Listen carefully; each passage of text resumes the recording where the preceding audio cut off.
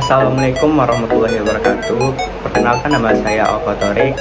Saya dari Prodi Desain Komunikasi Visual. Di video ini saya akan membahas materi tentang sejarah dan perkembangan animasi di Indonesia. Selanjutnya kita langsung saja masuk ke dalam perkembangan animasi di Indonesia. Sejarah animasi di Indonesia sendiri mulai diketahui sejak ditemukannya cave painting yang bercerita mengenai binatang buruan atau hal-hal yang berbau mistis.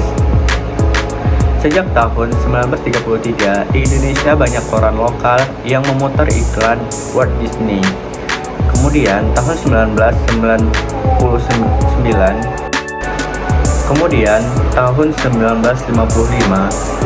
Presiden Soekarno yang sangat menghargai seni mengirim seorang seniman yang bernama Dukut Hendronoto untuk belajar animasi di studio Walt Disney.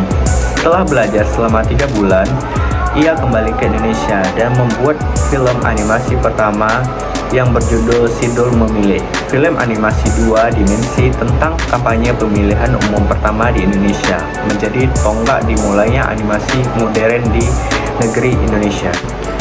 Lalu, pada tahun 1963, Pak Ohok hijrah ke TVRI dan mengembangkan animasi di sana dalam salah satu program, namun kemudian program itu dilarang karena dianggap terlalu konstruktif.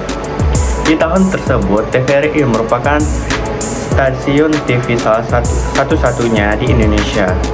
Stasiun ini sudah memulai menganyam film-film yang dibuat oleh Walt Disney dan Hanna-Barbera sekitar tahun 1970.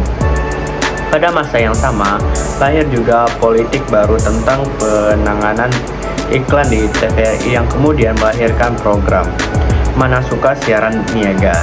Saat itu, film animasi iklan nasional lahir yang memberikan gambaran real tentang keadaan industri film animasi yang tidak bisa lepas dari pertumbuhan televisi.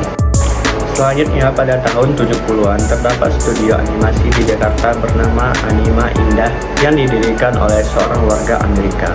Anima Indah ini termasuk yang mempelopori animasi di Indonesia karena banyak menyekolahkan krunya di Inggris, Jepang, dan Amerika. Anima berkembang dengan baik, namun banyak perkembangan di bidang periklanan. Di tahun 70-an, banyak film-film yang menggunakan kamera fluid 8.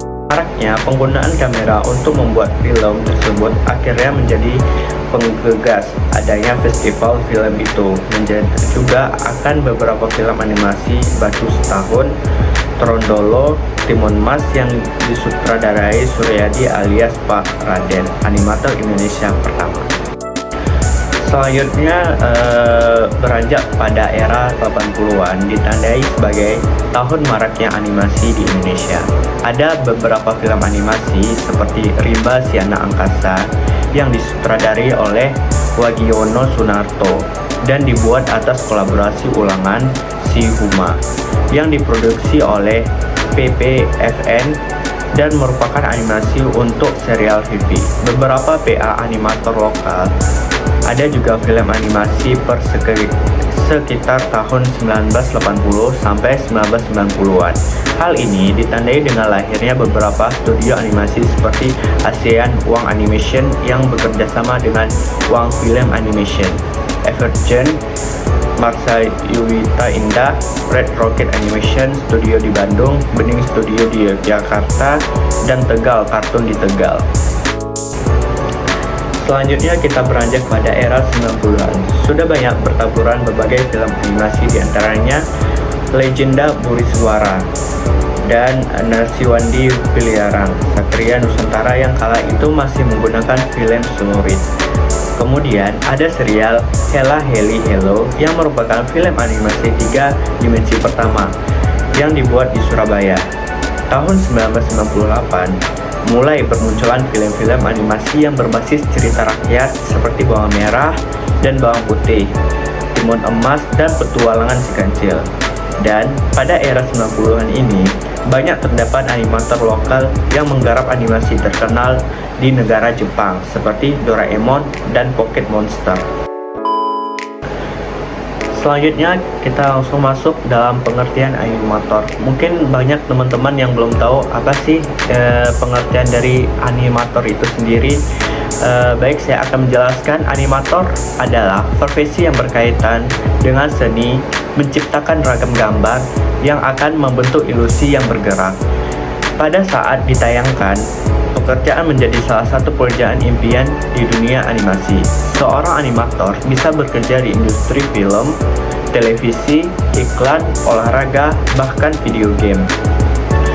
Keberagaman dan kompleksitas bidang animasi ini, maka animator perlu berkomitmen pada aspek tertentu. Jadi, harus bisa memutuskan jenis animasi apa yang ditekuni untuk mengukur kompetensi dan kecakapan di bidang animasi. Selanjutnya kita akan membahas beberapa tokoh-tokoh animasi di Indonesia. Yang pertama ada Chris Lee.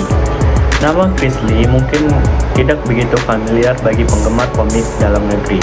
Namun, di luar negeri, Chris cukup tenar sebagai salah satu ilustrator dan mendesain komik G. Joe, Spider-Man, Iron Man, dan Transformers. Sukses berkarir di dunia internasional, lulusan Master of Fine Art Savannah College of Art and Design Amerika Serikat. Ini kembali ke tanah air dan mendirikan Savannah Studio bersama dengan ilustrator dan komikus lainnya. Di sana ia mengerjakan berbagai proyek, mulai dari pembuatan komik, desain mainan, ilustrasi video game, dan konsep art untuk film. Selanjutnya yang kedua ada Ronnie Ghani. Ronnie Ghani, ia adalah animator asal Indonesia yang diam-diam sebuah memoles tampilan visual Hulk dan kawan sejak Avenger dirilis. Ronnie Ghani merupakan senior animator industri Light dan Magic Singapura. Ia bergabung dengan industri Light dan Magic pada tahun 2008. Ronnie Ghani sendiri telah bekerja di film-film blockbuster Hollywood, di antaranya beberapa film yang telah melibatkan tangan dinginnya sebagai dari kita tentu tidak asing dengan Ant-Man, Warcraft, Pacific Rim, dan banyak lain laginya. Selanjutnya yang ketiga ada Rini Sugianto. Rini Sugianto, sosok animator hebat lainnya di dunia animasi Indonesia adalah seorang perempuan bernama Rini Sugianto.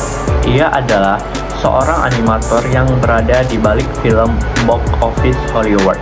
Beberapa di antaranya adalah The Adventure of Tintin, The Avenger, The Hobbit, The Desolation of Smaug, dan Teenage Mutant Ninja Turtle.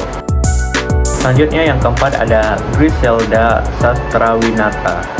Berangkat dari kecintaannya pada film-film Disney, Griselda lantas mulai menumpuk mimpinya untuk berkarir di perusahaan ini. Hal pertama yang dilakukan adalah terbang ke Amerika Serikat dan melanjutkan studi di Art Center College of Design, Pasadena. Lulus kuliah, Griselda bekerja di DreamWorks Animation.